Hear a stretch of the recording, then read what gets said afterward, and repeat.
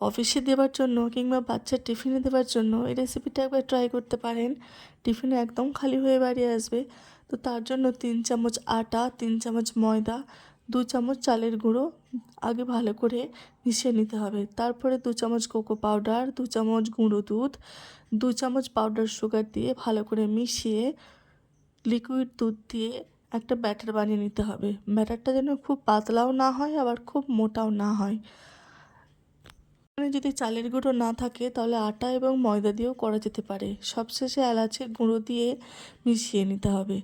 পরে একটা ফ্রাইং প্যানে অল্প বাটার ব্রাশ করে প্যানকেকের মতো গড়ে নিলেই কিন্তু এই রেসিপিটা রেডি। ইচ্ছামতো এটাকে গোটাও দেওয়া যেতে পারে অথবা ছোট ছোট করে টুকরো করে কেটে বাচ্চার টিফিনেও দিতে পারেন। খেতে কিন্তু অসাধারণ সুন্দর হয়। আর ওপর থেকে চাইলে একটু চিনির গুঁড়ো ছড়িয়ে দিতে পারেন। অবশ্যই ট্রাই করে দেখবেন। Bye bye.